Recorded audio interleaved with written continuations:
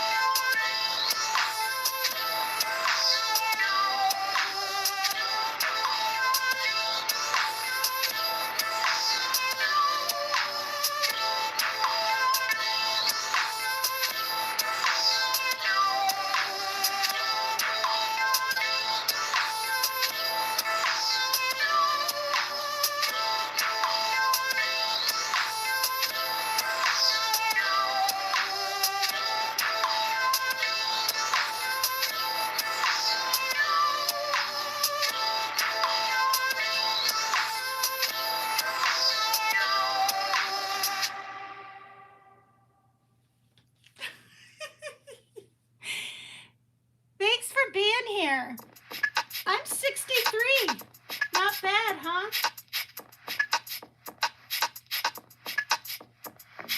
This is Once Upon a Time.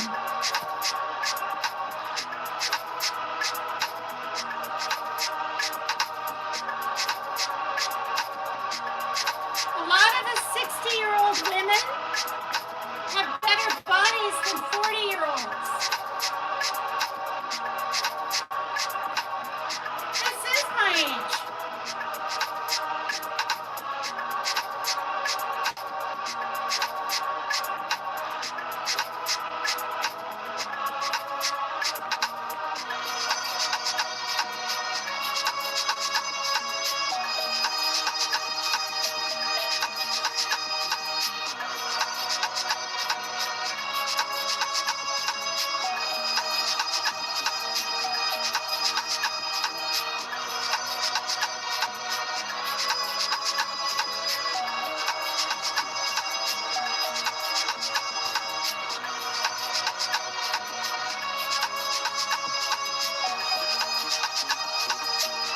What is age?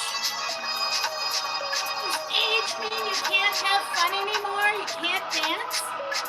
This is my exercise every day.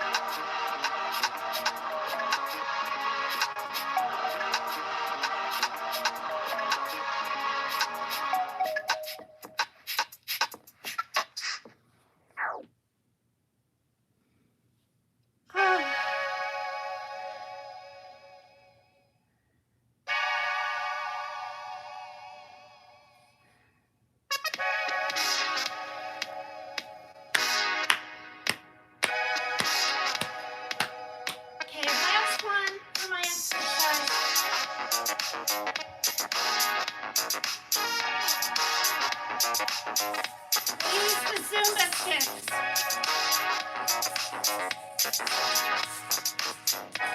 These are 1 pound.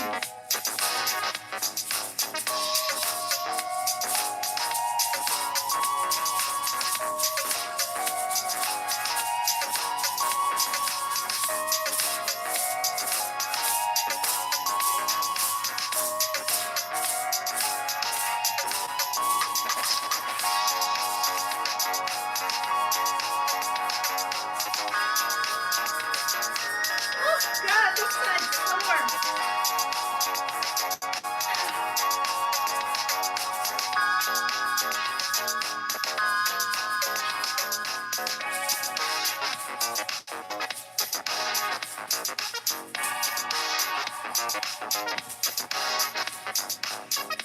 These actually work your inner core.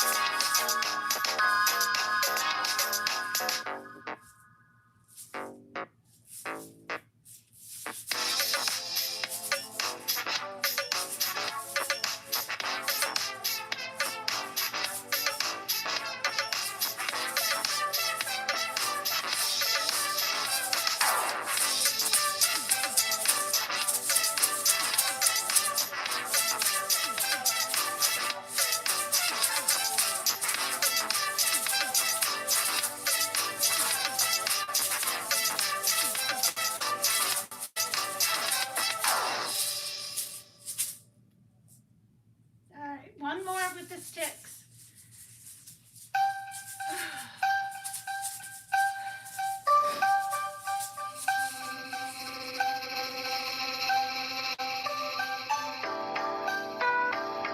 Let's see if I can do the tree pose. Oh, good.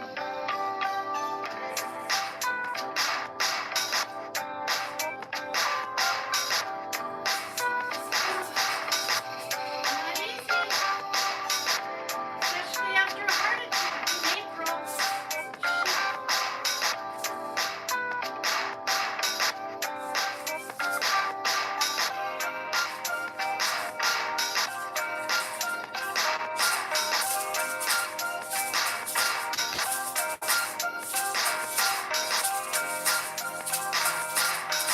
For those of you who don't know me, I had a stress-induced, thank you, Diamond.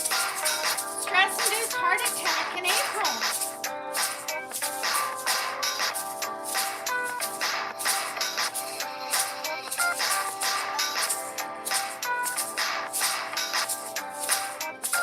Due to my mom's passing, my sister's illness, and she passed 4 days ago.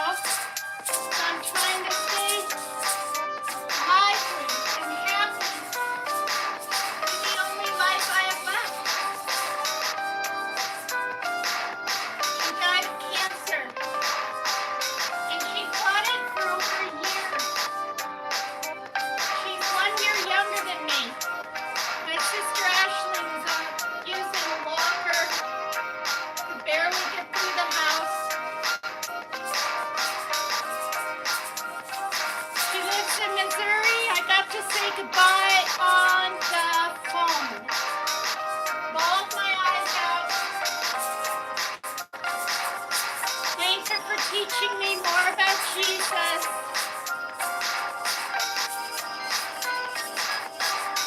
She's not suffering anymore, you guys, and she loves the Lord.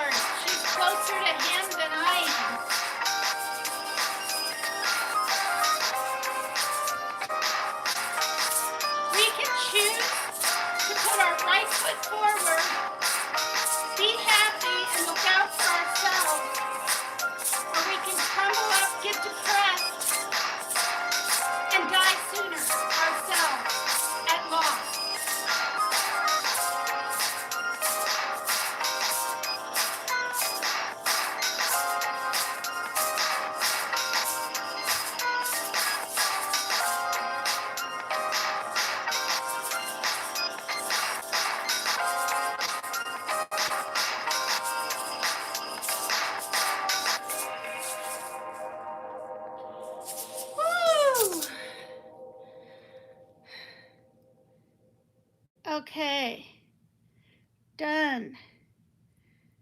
Okay, that was the last Oasis. Let me put my hearts in because I always do a different song, or songs I should say, uh, every live. I just did 1, 2, 3, 4, 5, 6 songs. And these were all by the Grey Room. Anyway, oh my God. So my hair's drying now and it's starting to flip and curl a little bit. I don't always shampoo it because then I'll lose my color, my blue-black. How is everybody?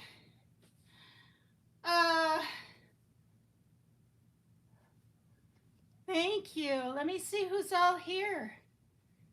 If you guys were entertained with one little iota, oh my God, Diamond Cutter. Thanks so much. That's so sweet. Thank you for that super chat. Oh my God, that's so nice. Yeah, I mean, and you know, if someone else went through the physical ailments that I went through, they'd be talking about it. 2020, right? Beginning of COVID, well, it was in February, so it was 8 months or whatever it was. On March, April, May, June, July, August. No, it's the beginning of 2020. I had a thalamic stroke up here. And I was seeing my doctor and doing just fine, but I had high cholesterol. And they wanted to put me on,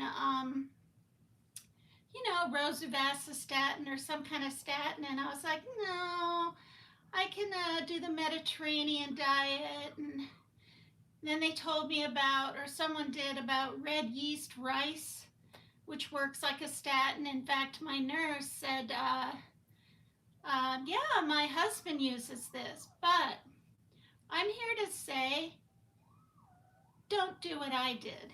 Just don't do it, because 2 weeks later, after being on that for 4 years, I took that one little red yeast rice every day for 4 years, and my cholesterol was still going down a little bit, but pretty slow. My high number was 253. And apparently the normal is 150. You'll have some doctors say 100. So I was extremely high, and I don't eat a ton of fat. I don't. Even when I made chicken nuggets for my kids when they were younger and a little bit now and then that they're older, I'd have, and this is the truth, maybe two. And, they would have a whole bunch and this and that, but I'm here to say that it was genetic on my father's side. And I knew because he had a 5-way bypass. I was 58 when I had my stroke. When he had a 5-way bypass in Iowa, he was 55. Yeah, so he had heart issues, but I assumed, even though things can be genetic, oh, I'll be in my 70s, I'll be in my 80s, right? No. So my advice is, if you have high cholesterol, get on a statin. It's not that bad. My number within 6 months was a lot lower, like 100 points lower. And then a year after that, it was so low, I thought maybe there was a problem even. I was like, ooh, is this too low? And I can't remember what the number is, you guys, but it was 100 and something. It wasn't even 150. And so they work. Those little tiny little statin pills work. And another thing, I never had high blood pressure, never. I was always 110 over 70. Every time I rode my bike up this really steep hill, and I would make myself do it, like, oh, you only have, because I counted once how many pedals, and there were 40 left to get to the top from when I start getting really tired. So I'm like, you can do it, you can do it. and I did it. I pushed myself. Now, granted, when I got to the top, because I was 45 and 50 and 55 and 60, I had to get off my bike. And I sometimes would have to just lean my head on the handlebars, and I was breathing heavy.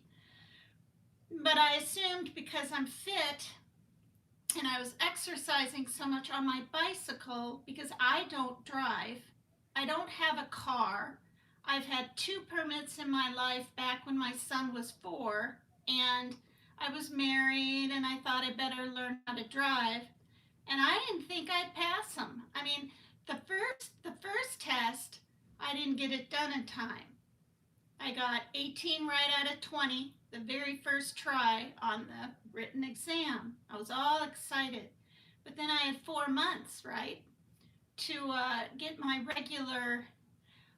to get my license. And I moved to Iowa, visited my sister, ended up staying there. So then when I tried it again, when I got back, studying my same notes and the same book and everything, I failed it miserably. Like, I was crying. I was like, oh my God, Joe, I'm never doing this again. I couldn't understand why I studied the same stuff. And he said, he's my ex now, my son's father, he said, just take it again tomorrow. Just study it and take it again tomorrow. And I didn't want to, but I did. And I passed. So, yeah, so then I had my second permit. And then what happened? A lady from the church I went to, Christ the King, would come in from another town, Ferndale. I'm 2 hours from Seattle. I'm in a town near the bay, 2 hours north of Seattle. I'm 20 minutes from Canada on this end. But anyway, she would come in and after church give me lessons, was teaching me how to park and all this in her car, which was a Jeep. And I had my son with me. He was in the back seat. My daughter wasn't, born or anything yet then. And so I was really nervous, but I did it. I was on a highway for a while, and one time we were kind of on an incline at a 4-way section heading into Ferndale, and I was on a highway for the first time, and I stopped, and there were all these big trucks, dirt trucks, and all these working trucks there, a couple of them in cars, all sitting, and it was my turn to go, and she's like, go, go, go, or something, and so I kind of stepped on the gas too fast. It was just, I felt so nervous and so scared. So then she started teaching me more how to park. And honestly, I only got 4 lessons in. 4 lessons in, because she was clearing another town. And I didn't feel like I'd passed the test. I chickened out. I was like, oh my gosh, But I see the way some people drive, and I probably easily could have done it. But I've never tried to get my license since then, and honestly, I don't want it. I never would have ridden my bike, probably hardly at all, except to go to the park with my kids and things like that. And then I used to ride my daughter in a little teeny seat on the back of my bike to her elementary school and her preschool. So biking is really healthy and everything, but I know I wouldn't have bothered, So now I have no desire to learn how to drive, and come to think about it, maybe that's why I'm still alive today. I mean, there's constant accidents. There's a really, really good bus system in this town. I mean, every 15 minutes, some places 10, there's a bus, and they're colored in purple or turquoise, so there's a certain color for a certain area, really good book. There's information booths, so we have a really good bus system too.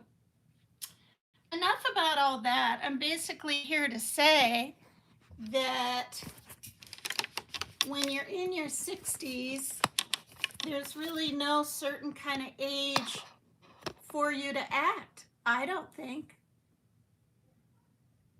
triggers your anxiety. I would ride mine in the wagon attaches. Yeah, I mean, this town, all right, I'll just say where I am. I'm in Bellingham. And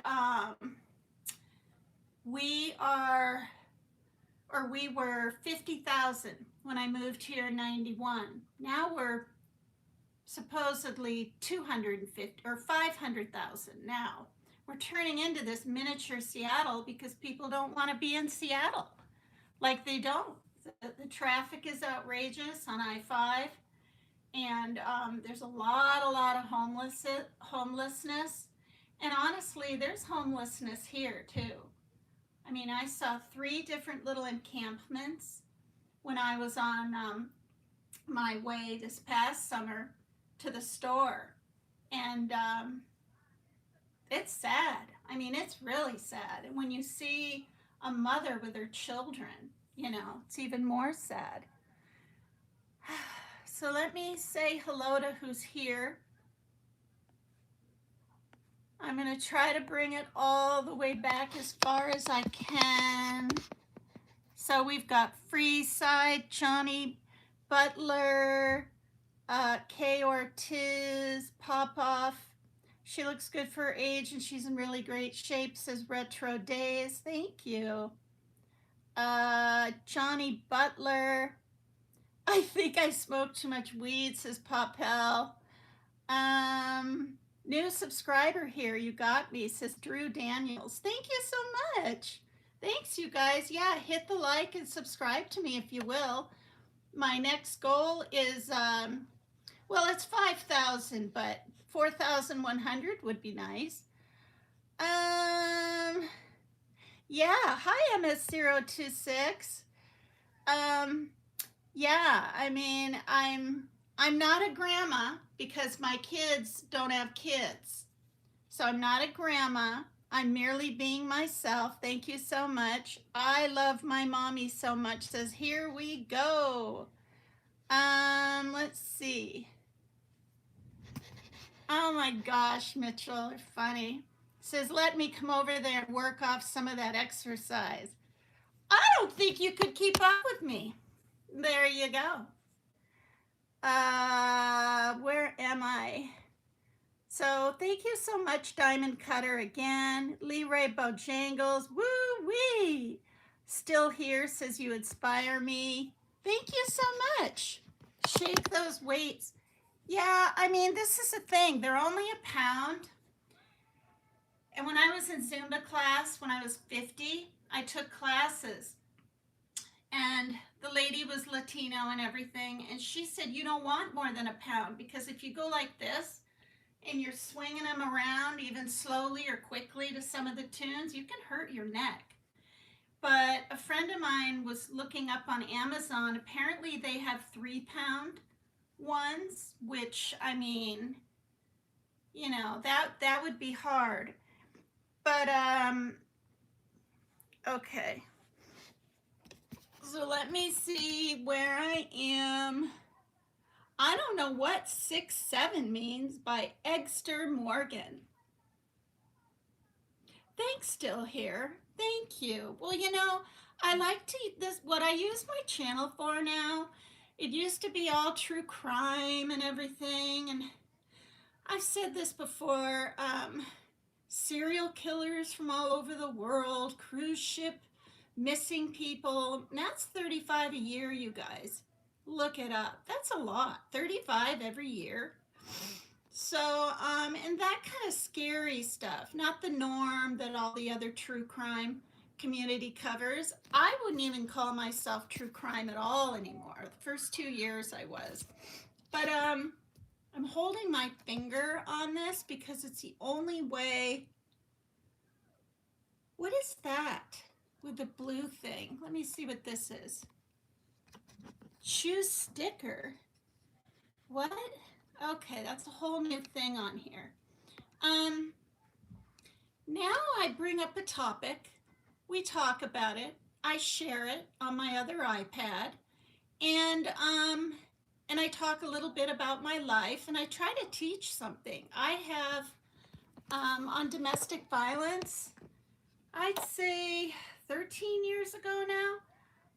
I took courses on domestic violence because I needed that, and I was going through that, and I learned a lot. It wasn't where you just sit and talk about your problems and should you leave. No, it was about boundaries and the control wheel. And so I have a lot of really good, interesting past videos, you guys. I don't know what 6-7 means with two N's over and over again. Oh, your name is Kyle Butler. Okay. That's out the window. Let's see. 66 here, so still here. Yeah, and that one last cupcake, don't eat me.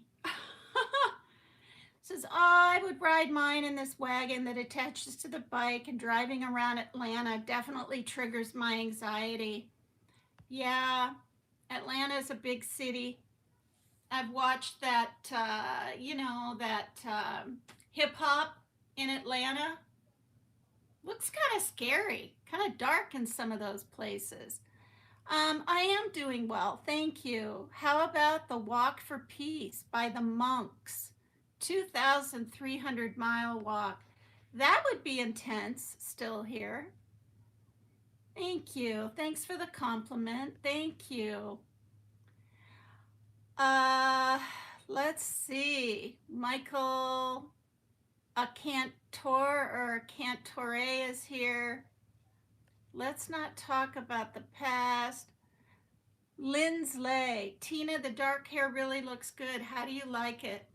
I like it a lot. I mean, if you look back at some of my videos, just like 2 weeks ago, it was down to here and I was growing it like to my chin, but it was layered and it was flinging and in and this and that. So when I went this last time, she says I need to come to her every 5 weeks, but I really can't afford it. It's $25 for a haircut, and then I tip, because I'm there and I'm fussy. But I told her, leave these things in here, layer it up a little more here, so I can go forward, because she cut it with a razor. I have very thick hair, very. So she actually thinned it out a little bit. Not all over, but just here and here with the thinning shears, and then use the shaver. And as you know, this is a bob. And bobs are, even though people don't necessarily like short hair, it's all about showing the neck, and being willing to not cover yourself up with hair. I've had hair black before, in fact, blue black. This is Ferreria Starry Night. And, you can't see it, but it had a little bit of a blue tint up here before. But I've had it black before, and I've had long hair down to here, and it's been black. So, in fact, when I took the train with my daughter to Iowa, I had a long black ponytail. So thank you for that. Yeah, I got tired of the orange and the red, and then the pink comes in, and it's just, I don't know. I just got tired of it. And yeah. So, oh Lord. Okay. Thank you so much. Well, thank you. Well, I mean, thank you. Can't says still here. Walk a piece is inspiring. I don't know, you guys. I watched Trump's thing last night, and this is what I think about the Davos thing, right? And the UN and all that. I think he took rage. Hello, Ra. Tina, you need to delete. Well, the Exter Morgan who keeps writing 6-7 told me that's a Kyle Roberts, I think he said. So let's see how you do in here. think still here. There's Mary Jane Doe. Hi. Yeah, don't spam the chat if you can't help it here, please. Oh, still here has her guinea pig. Welcome to guinea pig. Yeah, I used to have two little guinea pigs at the same time, and then when one dies from whatever, then I get another one, and I did that for Mary Jane Doe, member for 2 months now. She's a guinea pig. Apparently, at some point, you become a cat. I've only been monetized going on 3 months, so I'm like still learning about it and everything. But yeah, if you're willing to be a member, it would really, help me out, really. So, thank you for that, you guys. Wow, I caught up all the way down to the bottom of the chat. If I missed your comment or your name or your hello, don't be offended. I watch back all my lives. Make sure the sound is good too, and I'm assuming it is.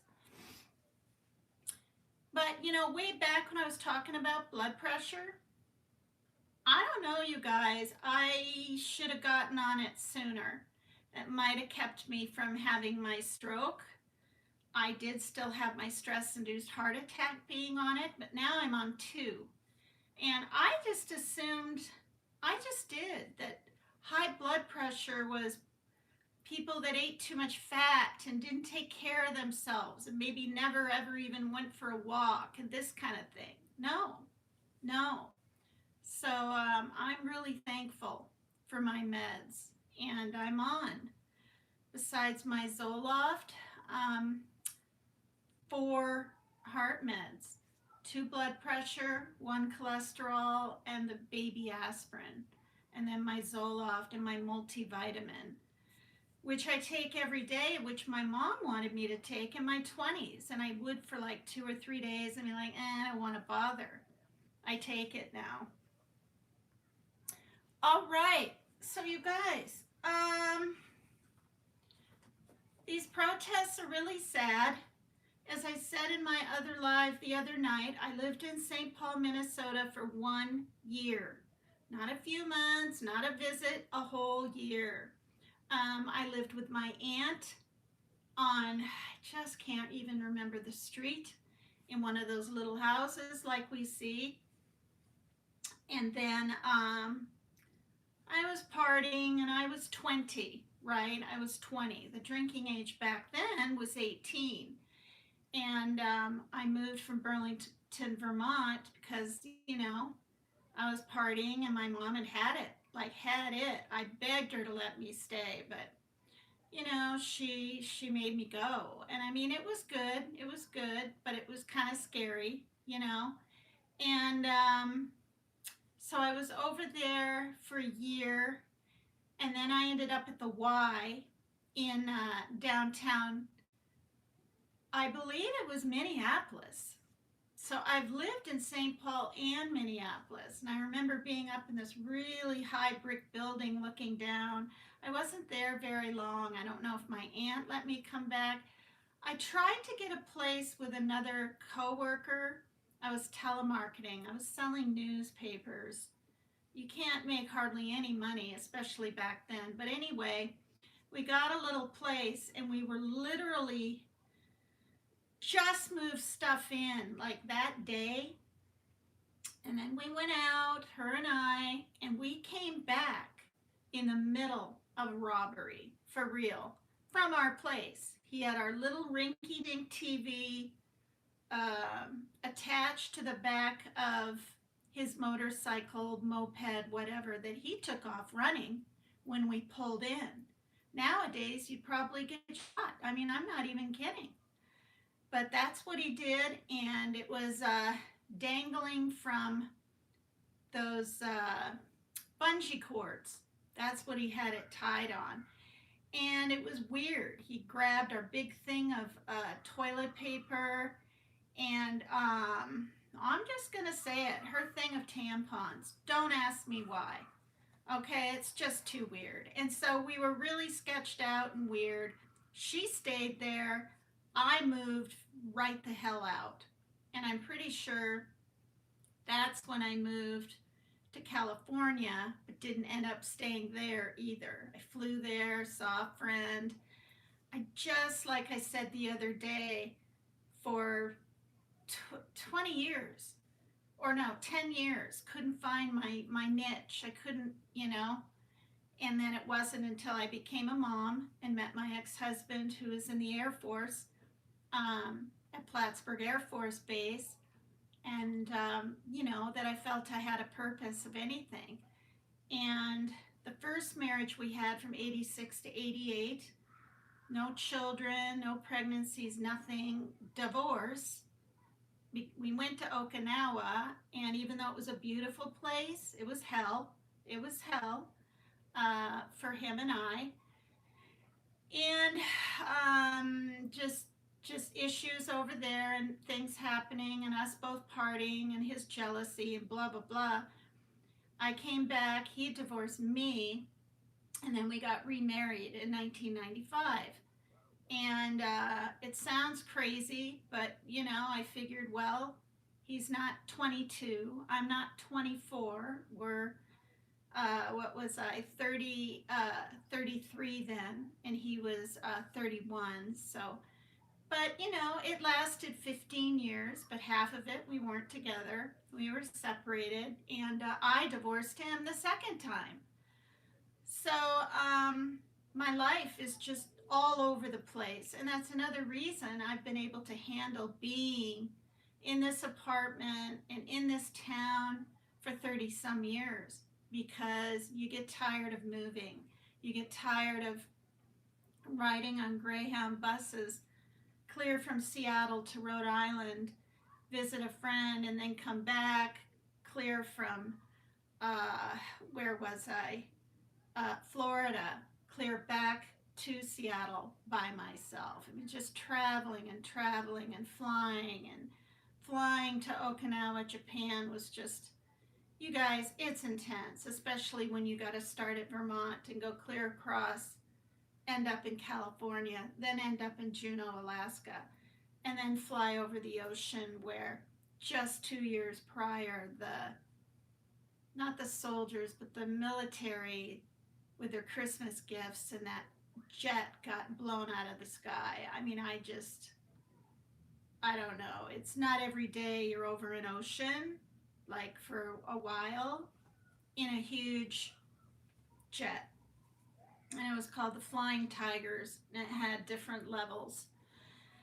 And, I don't even think they make that anymore. But anyway, it was a beautiful experience, and I've shown pictures and stuff from my photo album of Okinawa, and I was pretty young.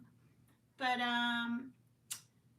what's interesting, I'll share this really quick and then get on with the title, is when I was in Okinawa, I lived next door to this other gal who was from Oklahoma, who was married, and I'm from Vermont. Even though I was born in South Dakota, I met my ex in Vermont, and he was over partying in Burlington, Vermont, from Plattsburgh Air Force Base with some friends. I met him at a bar, Minerva's. We call it Maneuvers now. So anyway, what was I saying? Oh, the lady next door to me, her name was Renee. I can't believe I can remember that. It was years ago. And she was a cab driver, and she had lived there for a little while on the island. And when I told her I went to Burlington High School, because that's where I went to high school, I moved. My parents got divorced when I was 10, and I lived with my mom through my teenage years and stuff in Vermont, went to high school there. My dad stayed in Vermilion, South Dakota. I lived with my dad alone with my sister from age 10 to 14 while my mom tried to figure her life out, basically.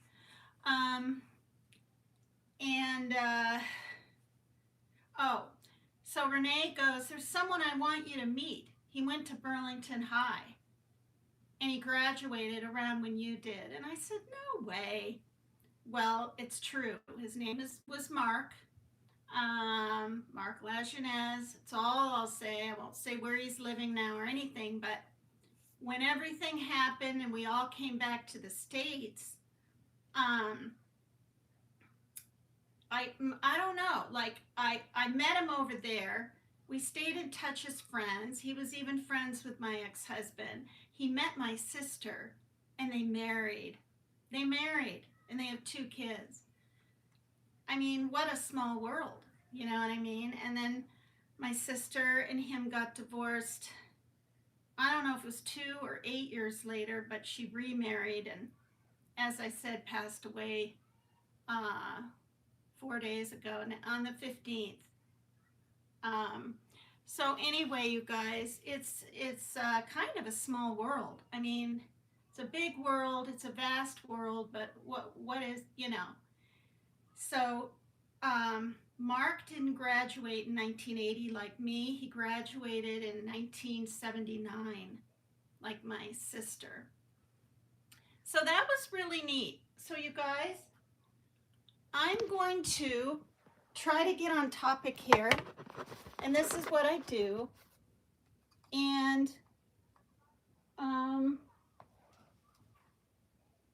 going to pull up, ow, I've been sitting on my knees forever. I'm going to pull up this video. The first one is going to be on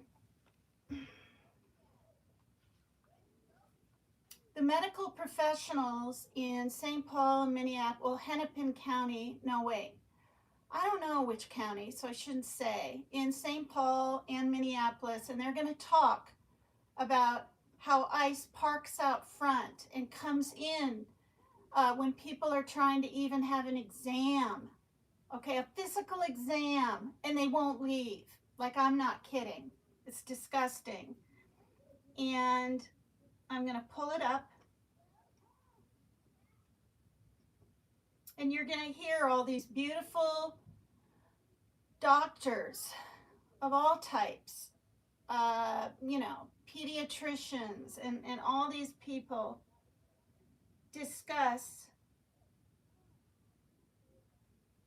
okay, Minnesota physicians on ICE presence in hospitals.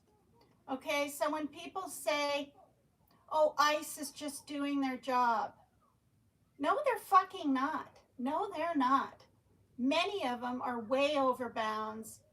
They're acting almost predatory, and it's disgusting. And I'm going to say it again, okay? Criminals should be deported. They shouldn't have come in the country. Yes, I'm a Democrat, but there's such thing as due process. You don't yank people out of their cars because they're in your way and you want to turn around and say they're impeding investigation. You don't break windows to get to them. You don't spray gas into the car and almost where a 6-month-old baby had to be resuscitated. These people were coming home from a ball game, an entire family, and because their skin was brown and they were Latino, they got stopped. Racial profiling is against the law.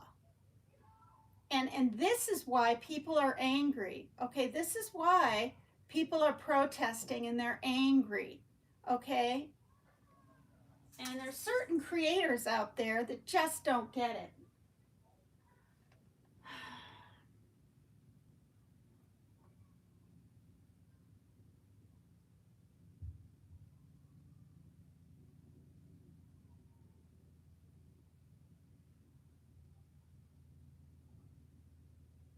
Now,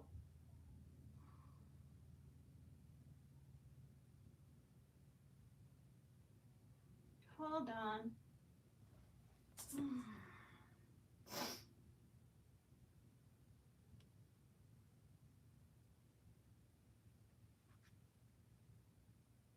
Okay.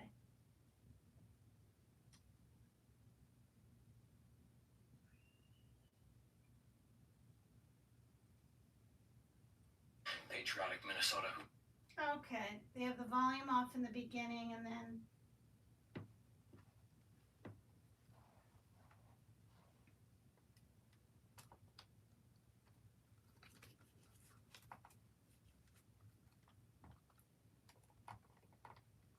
Okay, that's a lot of them.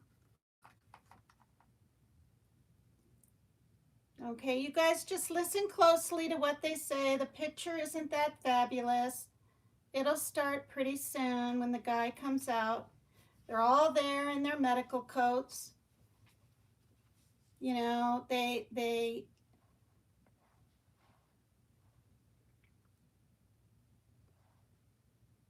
swore an oath to help and protect the people, and they can barely do their jobs. And you'll hear the things they say.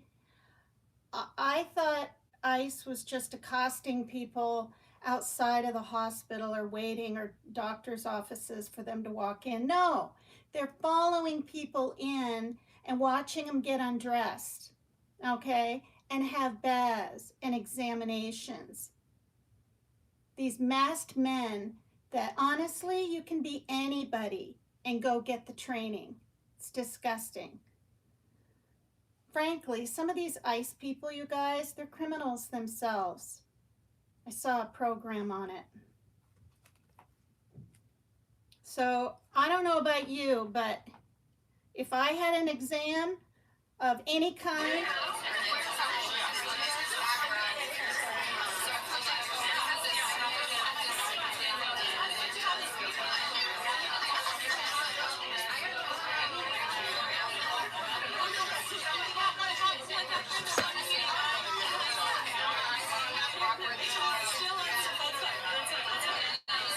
goodness gracious.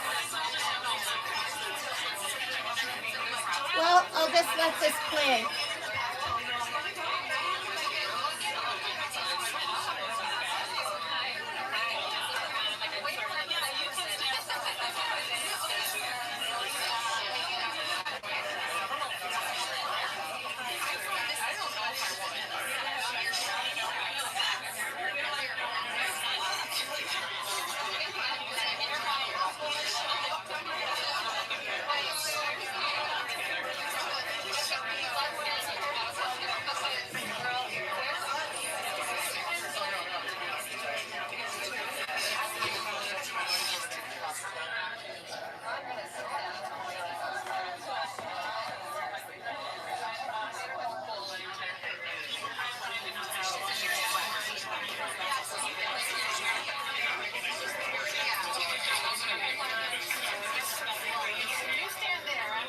Thanks everyone for being here.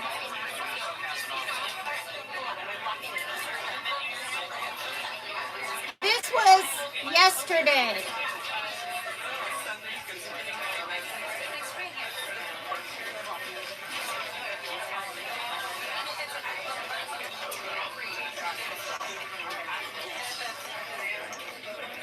Thank you all for coming. It's 11:31. We'll get started. Thanks so much for being here.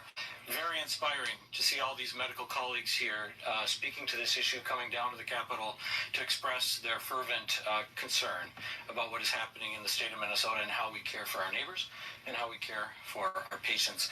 My name is Matt Klein. I'm a state senator from Senate District 53. I represent the southern metro area, and I have for the last 9 years. I am a physician and internal medicine physician currently at Mayo Clinic, but for the bulk of my medical career at Hennepin County Medical Center. And let me say that in my capacity as a physician for the last 35 years, I have cared for numerous patients where there were legal and formal interactions with law enforcement, particularly Hennepin County Medical Center, where our local law enforcement and our sheriff's deputies have a firm understanding when they have a patient in legal custody, when they have a patient from the jail or from the prison, they're able to bring that patient in full discretion and interact safely and with privacy with the medical staff and do it well. I've never heard a concern over 35 years of practice that a patient's rights were violated, that medical care was impeded, or that privacy was violated. And yet we hear these stories now for the last couple of months here in the state of Minnesota that in our hospitals and in our clinics, patients are afraid to come in and seek care. When they do come in, ICE is pursuing them with or without legal means or justification for that. And our medical staff feel intimidated and afraid to do the good work that they should do and impeded from doing that good work. This is intolerable to us as practitioners, and I believe it's intolerable to the good people of Minnesota who know how medical care works in this state. This morning I learned for the first time through an NPR story that Renee Good still had a pulse 8 minutes after she was shot by an ICE agent. And yet the offer to administer aid from a physician on the scene following his Hippocratic oath was denied. I can't say how much that stirs the blood of everyone behind me here as we try to fulfill our obligation, our oath, and our duty to care for the people of Minnesota. And I believe it stirs the blood of every patriotic Minnesota who knows how we treat each other in this state. So that is what we are here to speak to today as healthcare professionals. We have representatives from pediatrics and emergency medicine, from the American Medical Association, from the chapter of gynecologists and family physicians. And I will turn it off now to Dr. Emily Wagner from the American College of Emergency Physicians. My name is Dr. Emily Wagner. I am here on behalf of the Minnesota chapter of the American College of Emergency Physicians. Minnesota ACEP is dedicated to the health, safety, and dignity of all individuals who seek care in our state's emergency departments and pre-hospital settings. We want to partner with everyone as we are committed to ensuring the safety of all our patients and staff, especially during times of discord and violence. In light of recent events, our priorities remain clear. Number 1, uninterrupted access to care. All patients, regardless of background or circumstance, must be able to access emergency medical care without fear or delay. Emergency departments serve as a vital safety net for the community, and any factors that deter individuals from seeking necessary care endanger public health. Number 2, protection of emergency responders and medical personnel. EMS providers, emergency physicians, nurses, and support staff must be able to perform their duties without interference or obstruction, as timely care should never be hindered. Number 3, coordination at the scene of emergencies. During emergencies involving law enforcement, clear communication and established protocols between medical responders and other agencies are essential. Ensuring that medical personnel can reach and treat critically injured patients promptly is a fundamental component of life-saving care. Number 4, patient-centered standards in hospitals and clinics. Emergency departments and hospital facilities must remain safe spaces where patients and families can seek care. Hi, Policies Martin. and procedures should protect patient privacy, clinical decision-making, and the prompt delivery of medical services. Patients brought in by any authority should receive medical evaluation and treatment according to medical need, not status. And finally, number 5, upholding the mission of emergency medicine. Our commitment is to human life and well-being. I'm good. Emergency physicians and care teams stand ready to care for all members of our community, regardless of the context in which they arrive. We advocate for practices that prioritize health outcomes, minimize harm, and support the trust that patients place in emergency medical systems. Minnesota ACEP encourages all involved parties, including medical professionals, first responders, and public safety officials, to work collaboratively to ensure that emergency care is accessible, timely, and delivered with compassion to every person in need. Thank you. Next, I'd like to introduce Dr. Jana Gewurz O'Brien with the Minnesota chapter of the American Academy of Pediatrics. Thank you. Can you put Good morning, the everyone. I'm Dr. Jana Gewurz O'Brien. I'm the president-elect of the Minnesota chapter of the American Academy of Pediatrics. We are the leading voice of children's health and well-being in disclaimer our state. in Mary I'm Jane here Doe? representing more than 1,000 pediatricians across our state. Thank you. We're committed to improving the health and well-being of children all across Minnesota. We're here for the kids.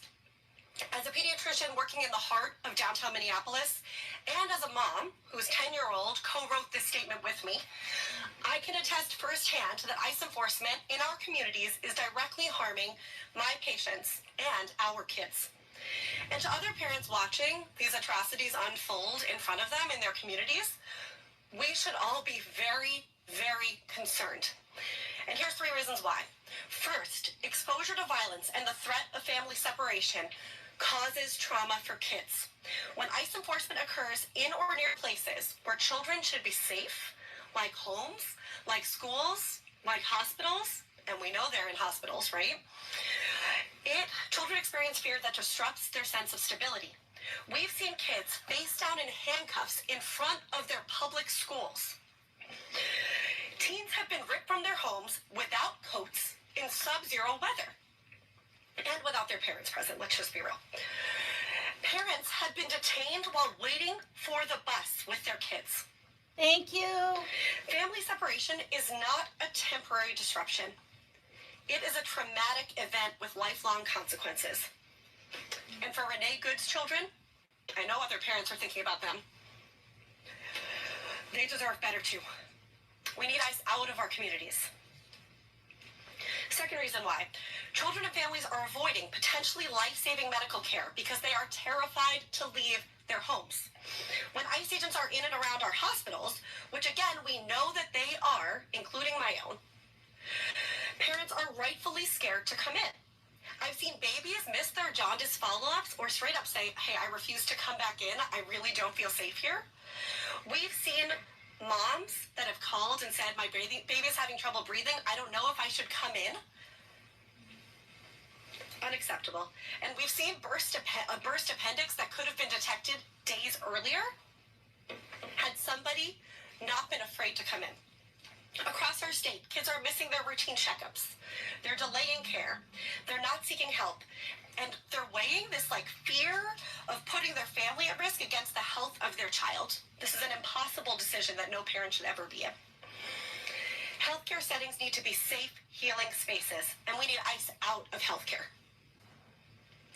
Third and finally, when ICE is perpetrating violence in communities, kids get caught in the crossfire. Consider Destiny Jackson and her 6 kids. They were coming home from a basketball game. They were in their car. They were not a part of a protest. And they found themselves in a car full of tear gas with airbags deployed. Destiny could have been any one of us as she administered CPR to her infant child. And when their parent asked for help, there was a delay in getting emergency medical care.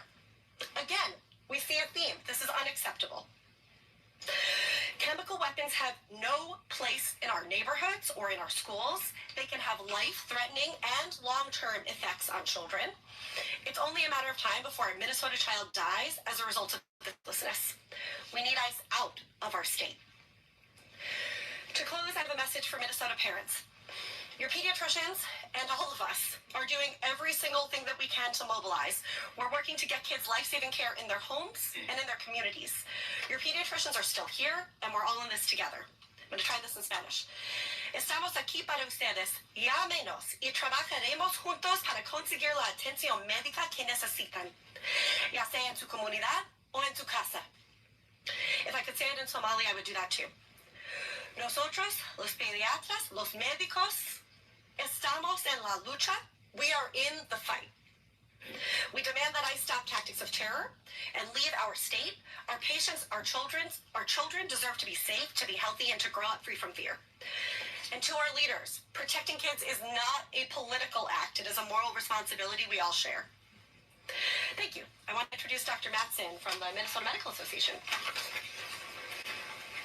Thank you, and good morning. My name is Dr. Lisa Matson, and I'm the current president of the Minnesota Medical Association, an organization that represents over 10,000 physicians in Minnesota. As president, I personally have been made aware of the presence of ICE agents in our hospitals. I had a report of a detainee in the ED with injuries inconsistent with accidents. I also had a report of a vulnerable adult who did have a caregiver with him to help him make important medical decisions. There are reports of ICE agents refusing to leave the room for private exams or while patients are getting bed baths. There are also reports of staff experiencing rude and harassing behavior from ICE agents. Their mere presence in the emergency departments make a difficult job even more stressful for all the staff, thus interfering with patient care. We also know that people are not going to their regularly scheduled doctor's appointments, as was mentioned. This is adults as well. They're not leaving their homes for work or school. They're not picking up their prescriptions or getting their vaccinations. And they're not obtaining healthy food for fear of being detained by ICE. This means that acute and chronic illnesses are not being managed properly, and that it increases the likelihood that these individuals will end up seeking emergency care.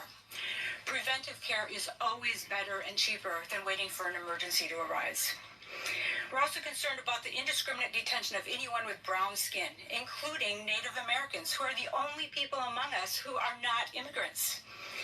A report by one of the local news agencies last week reported that only 5% of detainees in Minnesota have a history of violent crime.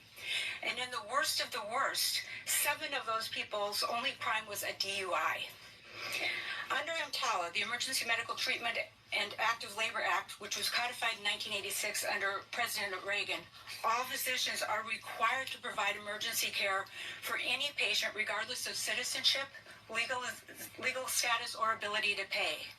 We also swore an oath to take care of all of our patients with unbiased, respectful, and dignified care. The MMA wants to ensure that all Minnesotans, regardless of immigration status, have access to safe and timely and high-quality medical care, and that ICE enforcement actions do not interfere with that care and undermine the health of our communities. Thank you. I'm going to pass this over to Dr. Stevens. Thank you all so much for being here. My name is Dr. Erin Stevens. I'm the legislative chair for the Minnesota section of the American College of Obstetricians and Gynecologists, otherwise known as ACOG. As stated in our committee statement, Healthcare for Immigrants, released by ACOG's Committee on Advanced Equity in Obstetric and Gynecologic Healthcare, the American College of Obstetricians and Gynecologists supports the health and well-being of all who seek obstetric and gynecologic care and advocates to secure quality healthcare for all without regard to immigration status. Policies that infringe on the health and rights of immigrants and limit access to health care, anti-immigrant rhetoric, and punitive immigration enforcement activities all have detrimental effects on health. In my personal experience and that of many of my colleagues providing care in our state, we are deeply troubled by what we have seen. Before this surge of activity even began, I was on shift at my hospital walking outside our emergency room entrance, which is prominent, the first thing you see as you drive up to the hospital. And just outside the ambulance bay in an area meant for patient pickup and drop-off, I witnessed multiple unmarked vehicles with tinted windows park in that area. They were stationed there for quite some time, with agents going in and out of the hospital doors. I was immediately concerned for my patient's safety and privacy, and I cannot imagine how patients felt seeing the same activity, particularly the patient population we serve who are immigrants or could potentially be subject to racial profiling. Immigration official presence has, of course, significantly increased in our state since that time. Last week, ICE agents accompanied a patient into the emergency room of our hospital, worrying other patients and care providers alike by their presence and uncertain levels of access. The presence of these agents at points of clinical care intimidates patients, threatens their privacy, and obstructs access to care. Many of our patients, undocumented immigrants, naturalized citizens, and U.S.-born citizens alike, fear leaving their homes for access to health care. They express to us a feeling of being hunted. Our patients are missing, canceling, or deferring important appointments for prenatal care out of fear of being targeted by immigration officials in their place of care. Anecdotally, many of our labor and delivery triage units are seeing lower volumes as a sign that individuals are not seeking out care with urgent concerns. Requests for resources for home births are up significantly, even among patients who had never previously considered this or for who it is not a safe option, and that is probably the most common thing I am seeing discussed amongst healthcare professionals. Some are birthing in the hospital alone, with no family, friends, or personal support present due to detainment or fear thereof. Patients presenting to outlying hospitals in greater Minnesota with serious conditions are refusing transfer to the metro area for higher level of care. The impact of intimidation and profiling on patient care and outcomes is real and may perpetuate already existing disparities in healthcare. We want to assure our local communities that individual providers, clinic groups, and hospitals are working to increase home health visits, mobile visits, and telehealth care, while also solidifying and strengthening on-site protocols to address our patients' needs in a safe manner. Our community is rising to meet the needs of our neighbors. As OBGYNs caring for those in our community, we affirm our commitment to the compassionate care of all of our patients without regard to their immigration status and oppose activity that restricts or obstructs that care. I will now turn it over to Dr. Dovedi from the Minnesota Academy of Family Physicians.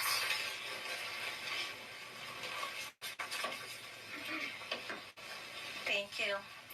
Good morning. Thank you for the opportunity to speak. I'm Dr. Roli Dvivedi, a family physician and the immediate past president of the Minnesota Academy of Family Physicians. I'm here today on behalf of the MAFP that represent more than 3,100 family physicians, residents, and medical students across the state of Minnesota. We provide care to all Minnesotans. Today, alongside with my colleagues from other specialties, we reaffirm our shared commitment to safe, equitable access to care for every Minnesotan and raise our concerns about current immigration enforcement impeding that access and spreading fear across Minnesota. No patient should ever hesitate to seek care because they worry about their safety or the consequences of walking into a healthcare facility. I have been a practicing physician for more than 19 years here in Minnesota, and I have never seen this level of chaos and fear in the healthcare for patients and for our healthcare teams. It is tragic and is unthinkable. It is more challenging than the acute part of the pandemic in many ways.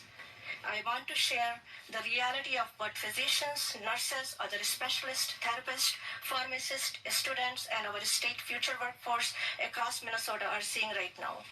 These are not just missed opportunities or appointments. These are life and death crises. There is trauma and moral injury. Last week, a patient with kidney cancer vanished from his scheduled visit.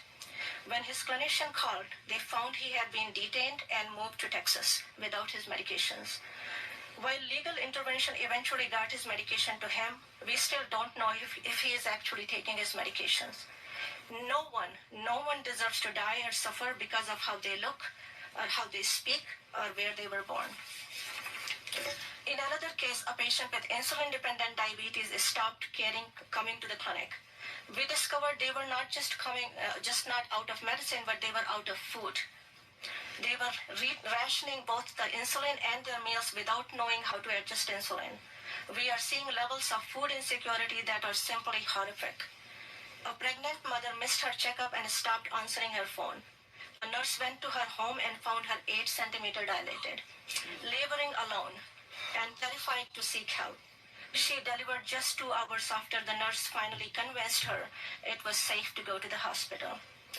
The cycle of fear is claiming lives. Recently, a patient discharged from the hospital missed their follow-up because they were too afraid to leave the home. What should have been a routine wound care appointment turned into a life-threatening case of sepsis. A simple office visit would have solved them from returning to the ICU, and we know our ICUs are already filled. The trauma we are witnessing is horrific. In our clinic parking lot, a mother and a son were forcefully separated from while trying to fill a prescription for a seizure medication. The trauma triggered a medical crisis. The son was rushed to the hospital in the midst of a seizure whilst his mother was sent to a detention center in Texas. In Willmar, Minnesota, fear is paralyzing the community. Families with legal status are sleeping in trucks to avoid home raids, choosing the cold and illness over the risk of suppression. One teenager nearly collapsed from starvation, surviving on a single egg in 3 days after her entire family was detained. Our places of healing are under siege. I was notified that the clinic was surrounded by masked, armed individuals in orange buses with blacked out windows. When a clinic like this is treated like a tactical zone, who would feel safe enough to go to the healthcare facilities? Dental appointments have dropped in half. Several clinics have reported no-show and cancellation as high as 60%. We know from the pandemic the consequences of postponed medical and dental care. In primary care, we see firsthand that when people delay or avoid care, the harm compounds. Chronic conditions worsen. Injuries go untreated. Preventable complications grow more serious. Our patients and communities are scared. I have dozens of other stories to share, but the bottom line is this making America healthy again? I stand here with others representing healthcare providers across Minnesota, pleading on behalf of our patients and communities and our staff. Healthcare is a fundamental human right. Our communities deserve to be safe and healthy, but right now we are failing to meet the promise. It's time we immediately change our course. Thank you. And with that, I will invite Senator now.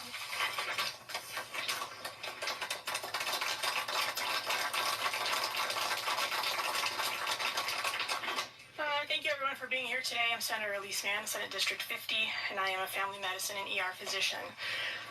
You heard stories today about ICE agents inside of our hospitals, ICE agents walking into patient rooms without warrants, ICE agents setting up shop outside the emergency room doors, ICE agents waiting at clinics to separate families as they walk in to get their medications refilled. At no time, the only other time in history I can remember having a group of physicians standing in front of you was during COVID. Because you have any idea how hard it is to get doctors from across the state and across all specialties to join together. This is a moment of crisis in this state because of ICE and their presence in our healthcare settings. You have a group of people in front of you today who have sworn to take an oath have taken an oath that to do its best for and to take care of our patients. The presence of ICE officers in our hospitals is preventing doctors from doing that. Again, you've heard the firsthand stories about how ICE is acting illegally and unconstitutionally. They are acting unlawfully and in turn are jeopardizing patient care and the health of our patients. This is not making our city safer. It is about harming entire communities, making certain that certain communities feel afraid to go out, to get groceries, to go to school, to go to work, and now are afraid to get medical care. We are here today because we want the rest of the country to know about what is happening inside Minnesota hospitals and inside of our clinics, because it will happen in your state also if it hasn't already. And lastly, we want the world to know that not only will the people of Minnesota stand in solidarity with each other and protect one another, but Minnesota doctors will stand in solidarity and we will protect our patients. With that, we are happy to take any questions. Do you have any legal recourse to try to, not allow ICE into those so-called public spaces? Is there any legislation you're planning in February to address it? Well, I don't know if you have anything to add, Matt. ICE is allowed into public spaces, right? It is the private space that we have a problem with. They may not be allowed inside patient rooms when they're getting meds or when they are getting examinations. We have reports of ICE agents bringing in their patients with injuries that are completely inconsistent with the stories that they are telling, and they are not allowing the patient to tell their side of the story of what happened. This is what the issue is. The problem is that we can pass 110 laws, but ICE is already acting above the law. They are already acting unlawfully and against the Constitution. We have Fourth Amendment rights that protects these private spaces, and they don't care. So we can come up with 110 different laws. Certainly, we have no guarantee that they will follow any of them. I think there still may be a role to introduce legislation this coming session, which is never required previously because there was always a Minnesota understanding of how law enforcement acts in healthcare settings. But now that we see it violated repeatedly, we should at least codify what best practices are for that interaction. Does anyone have an interpretation of HIPAA? I mean, that's a federal law, but it's supposed to include patient privacy. Is anyone being able to invoke that to get a federation out of the room? We have reports that we have invoked everything that we have at our hands to get ICE agents out of the rooms, including calling the police, calling administration, calling hospital security, and they have refused to leave. Has this been happening like all over the state, like in rural areas as well? I know there's been reports in the metro, but what does this kind of look like statewide? Yeah, this is happening across the state. I mean, you can pick a city, it's likely represented here, and they can tell you stories about what's happening in their hospitals. I think I heard a few examples of close calls, but are we talking about actual cases of patient harm, malnutrition, and patient suffering? Wondering where it's going. Thank you so much for the question. I think if the preventive care is not given in a timely manner, it can become into a complication. For example, that baby that delivered 2 hours after the patient was brought to the clinic, what if that baby delivered in the house and there was like no care in the house and baby was asphyxiated and died? So these were the things that we have to be thinking about. I know that there's a patient that I heard that they were just so afraid and their colon perforated, and rather than being into like just the thing that could have been just treated with a course of antibiotic that led to a 1 month of hospitalization, but that could have been life-threatening as well. Yeah, so it's not close calls, it's actual harm, right? We have perforated colons, we have burst appendixes, we have the patient who became septic and needed ICU care. These are very much real stories and real harm that is coming to our patients. What would you say? I know obviously the focus should be on the patients, but for all of you, what's morale like? You went through COVID, your lives on the line.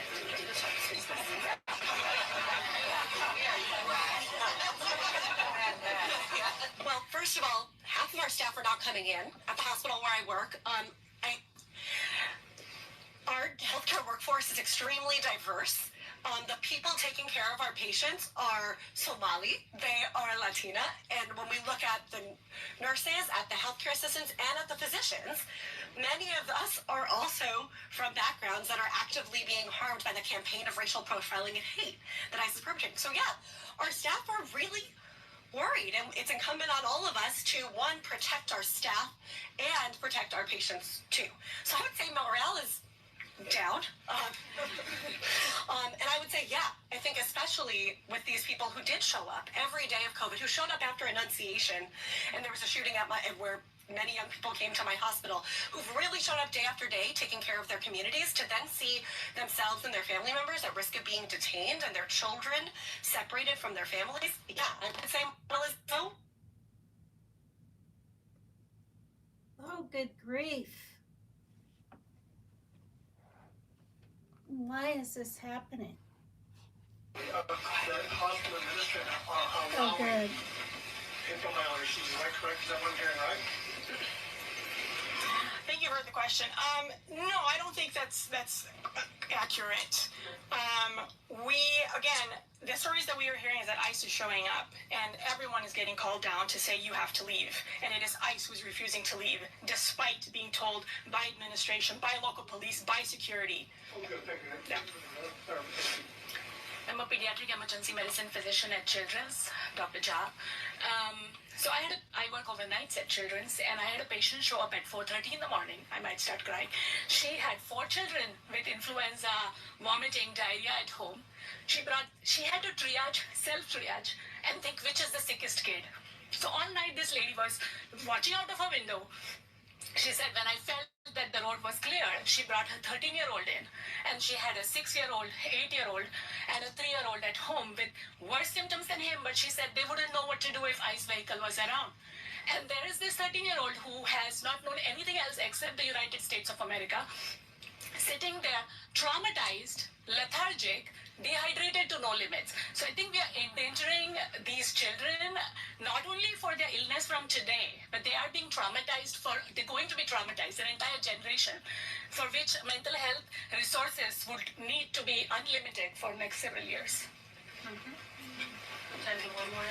Can I ask you, talking about telehealth, that doesn't get the drugs that need it.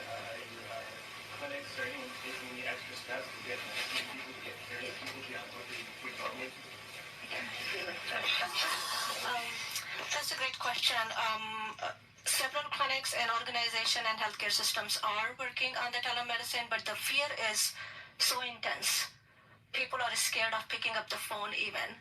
So I think we have to start working from that level. How do we rebuild that trust, and create the system where safety comes first, and people are deprioritizing their health. And at least I can attest to speaking for myself, but I know there are people here that we call patients, they won't pick up a phone, and I sometimes keep calling. And the next day they will pick up a phone. So just depending upon how much time we are spending, and telehealth is there, but it's not being utilized to its full potential. Can I have one more thing about that?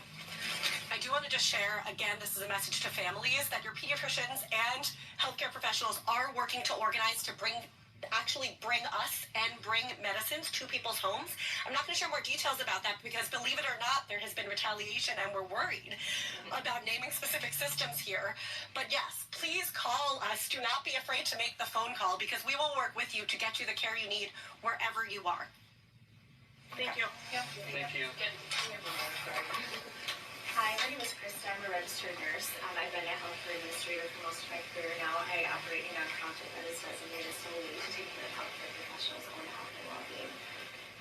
It's been hard to find moments of hope in our state, and seeing all of you here, I just want to applaud you for standing up and for speaking against our voices as experts, as people who dedicated their lives to doing nothing but care for others.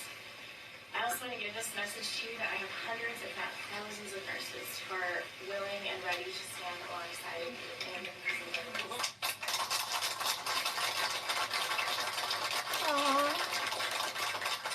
Wow. That U.S. citizens for 23 years have nominated nurses as the most trusted profession in the U.S. So if we can use our voice in any way to support you as experts who understand mental and physical health and all the needs of our community, we are here. Thank you. Thank you, everybody. Wow.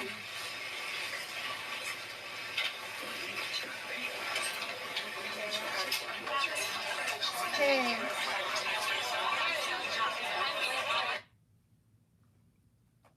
Okay, well, I thought that was really profound.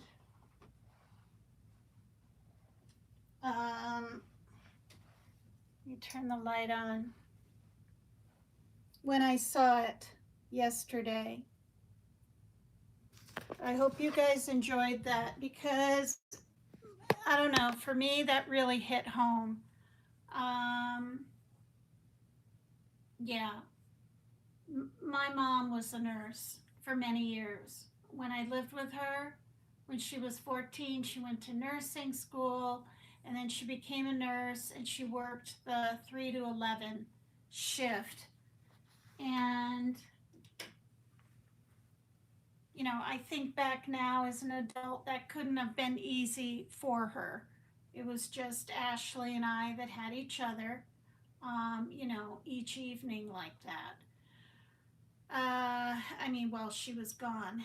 And then and then she got into psychiatry. She was a psychiatry nurse after the RN. And then in her 70s, she was home care. And she drove to, you know, different people's houses that was before she moved. Well, let's see. It was a few years when she was in Floral City, Florida, smack in the middle of Florida. And she lived in a house with her then husband, Steve, because she got remarried in her 40s. So, and my father did too, got remarried to someone and stayed in Iowa. So my mom was a nurse. And so that hit home with that. And takes a pretty special person to be a nurse. I couldn't do it. I just couldn't, you guys. I don't want to say like I have more empathy than others, but I got so much dang empathy that even when a bug gets killed, it bothers me. I mean, it just does. With a live bee on the sidewalk and a boy ran up and just stomped on it to be funny in front of his friends, and it really bothered me. And I let him know that was a living creature. And that was a few years ago. And I've told my stories about picking up slugs that are smack in the middle of the sidewalk because I knew those would get run over or walked by. So I would pick them up and put them in the grass. I mean, it's just how I am. So how could I be a nurse? I would get way too close to the patients. I was an assisted, it was a convalescent center when I was, how old was I? 27 in Burlington, Vermont. And I assisted the people that did all the lifting and everything, right? I can't think of the name now of what they even are. But I helped dress the patients, and a lot of them had dementia. And one gal's name was Sadie, Sadie.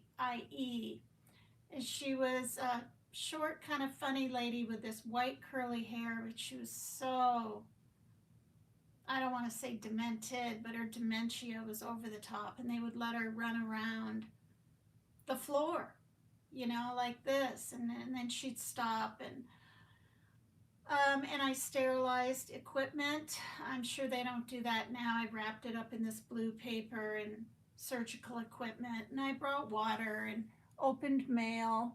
Hi, Luna. Hi, hun. Nurse's aide assistant, right?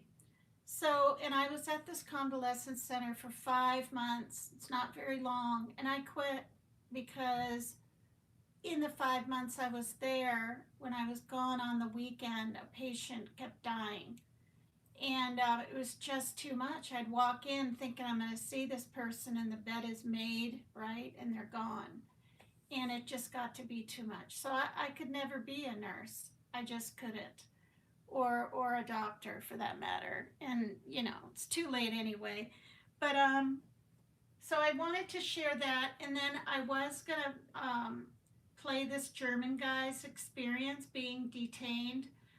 Grabbed, I believe, from the Logan Airport in Massachusetts, and he was detained for a good couple of months by ICE and treated, as he says, inhumanely, dehumanized, and all these kinds of things. Ended up getting very sick in the facility and fainted, and they said, oh, you're just, you know, pulling the medic card, or so, like all the rest, you know, or something in it.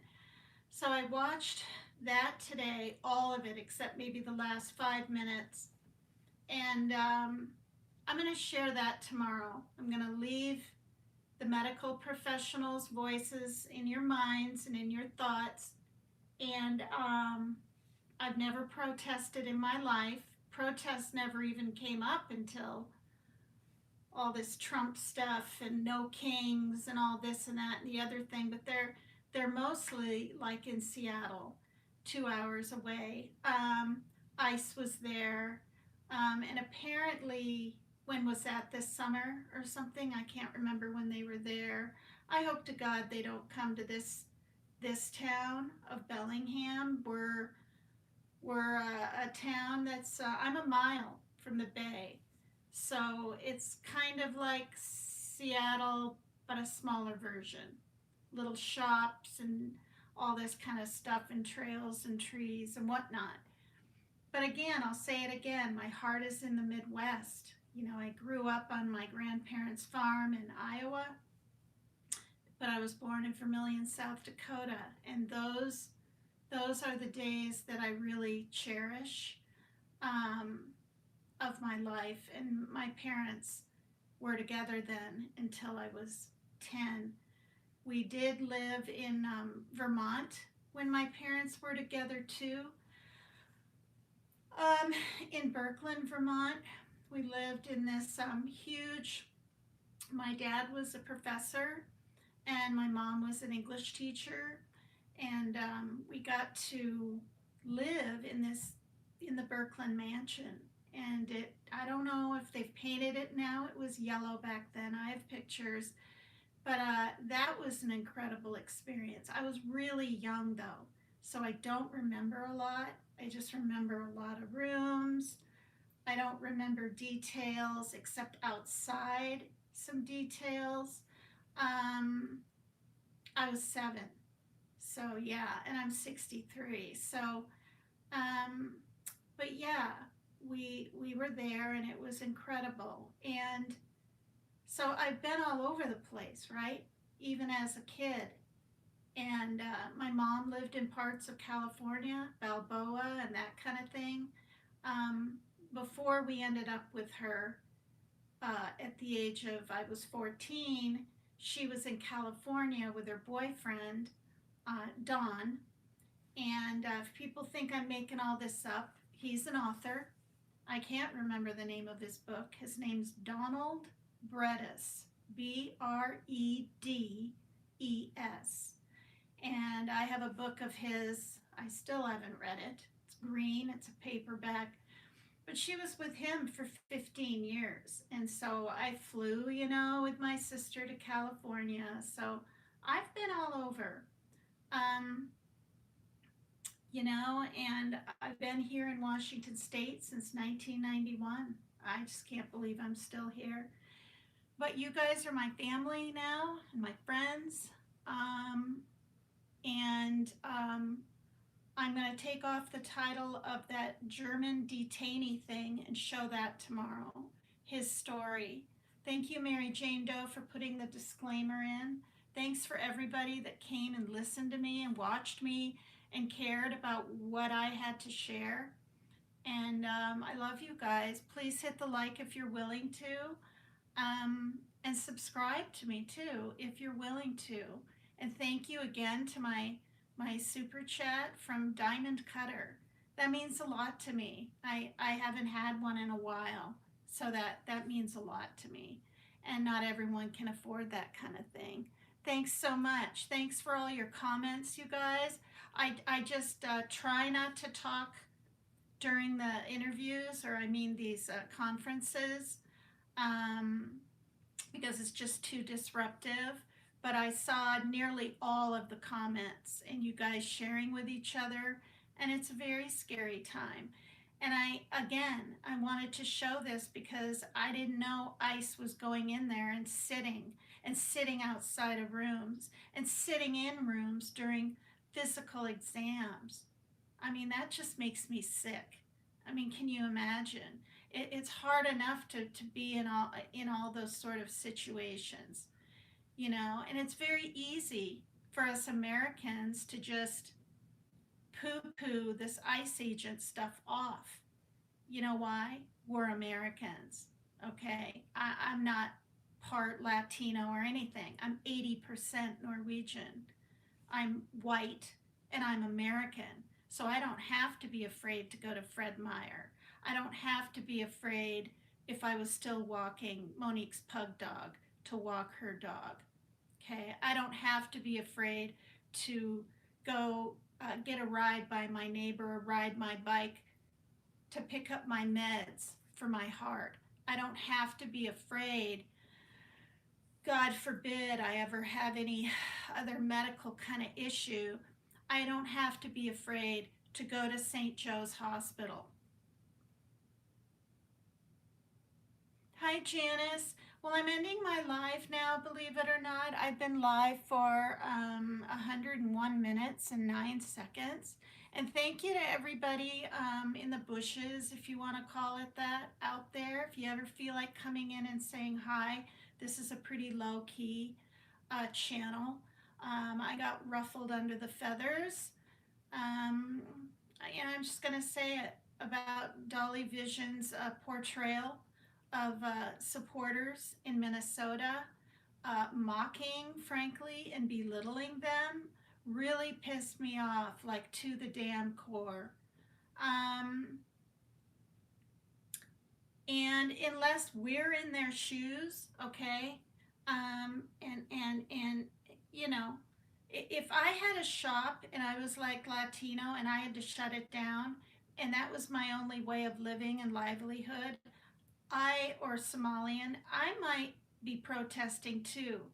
Again, would I pound on a car? Hell no. Would I jump out? Would I take my phone and get in ICE's face like that and sort of taunt them at times?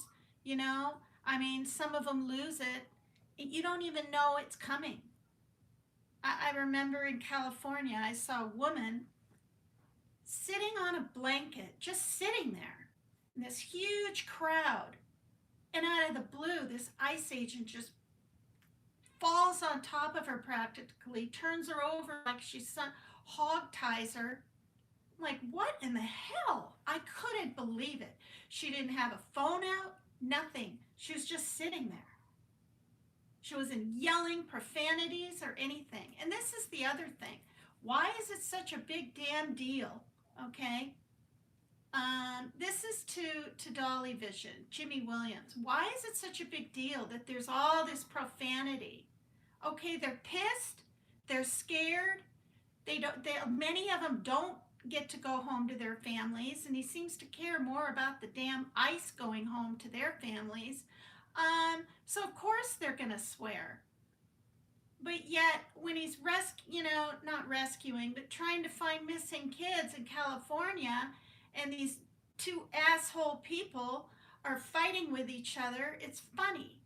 Okay, none of this is funny. None of this is a joke. This is real. And guess what? I'll end with this. They're in Portland, Maine. They're in Maine. And my friend Team Rose, as everyone knows, is in that state. We all know that, okay? She's not in Portland, but that's not the point. So I don't know. Is Portland the capital or something of Maine? I need to look it up because I don't know what the capital of Maine is. Why are they there? ICE is there. People are scared. People are starting to reach out to each other ahead of time here, or not ahead of time. ICE is there to try to let people know, oh, they're coming down your street, or you better leave your house now, or they're on, they're networking to try to help each other is what they're trying to do in Portland, Maine. So until they come to your state or your city or your town, don't judge. Don't judge on how they protest, playing a cheap drum. Well, thank you, Luna. That's so sweet. Thank you so much. Don't judge on what kind of drum set they're playing. Don't judge how they're dressed, whether they're in a giraffe outfit or whatever. Don't judge if they're dancing when they're making some headway or getting other people who are out there in the cold,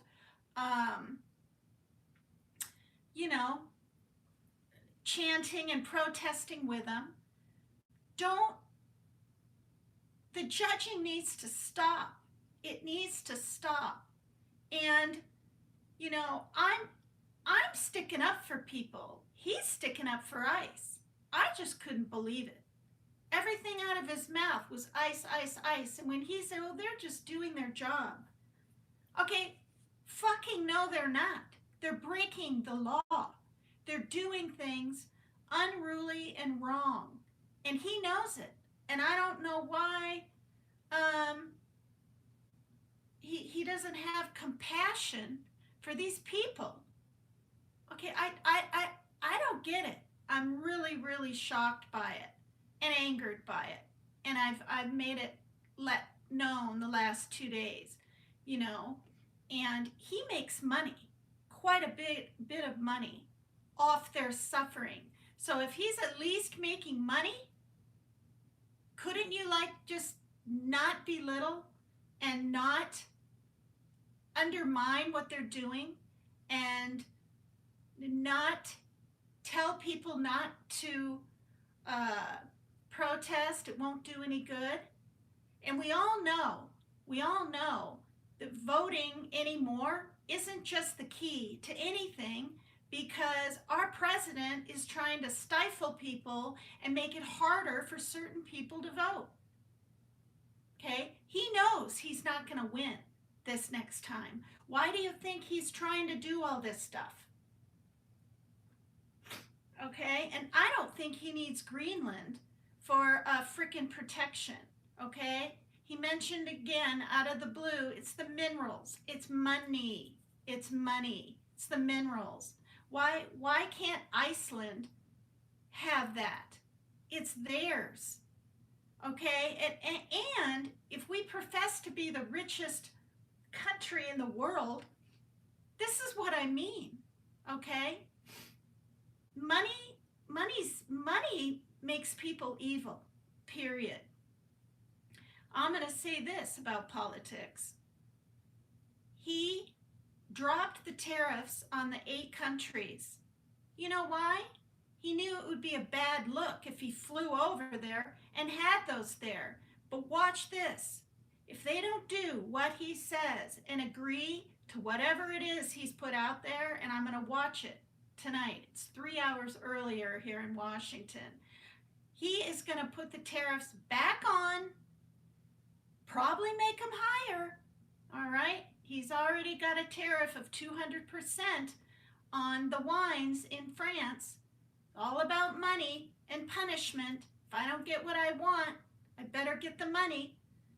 He will put them back on.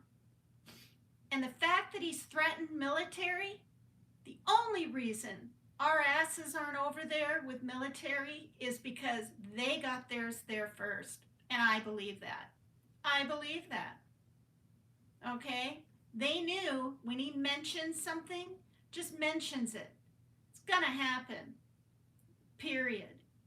And it's just wrong. It makes me sick. And he's actually jeopardizing America's safety over all this UN fighting with the UN and all these ally countries of ours. He's jeopardizing our safety, you guys. He is, and he knows it. And Congress, many people, including Republicans, don't even think what he's doing is right. He's way too impulsive of a man to be a president, especially at his age. I've seen programs on that.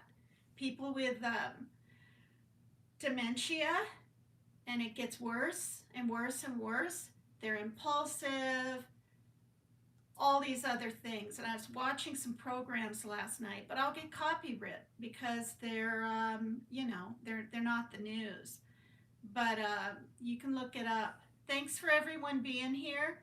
Prayers to all of those suffering and afraid and we got to do something because our rights, our civil frickin' liberties, okay, are literally being taken away from us. They're anybody and everybody. This guy, I mean, he's from Germany. He's at an airport. All they had to do was call someone. So now, you guys, it's to the point where it's not even just dark skin or light brown skin or a Mexican, dark hair, whatever. No, it's anybody. I'm glad I'm not in Minnesota right now. Driving anywhere, if I drove, that would be scary. You can't even go get gas. If someone's being taken down, they'll say you're impeding something. You're in trouble, no matter who you are or where you are. Anyway, thanks so much, you guys. Love you all. Hope I see you all tomorrow. Please hit the like. Please subscribe if you're willing to. Bye for now.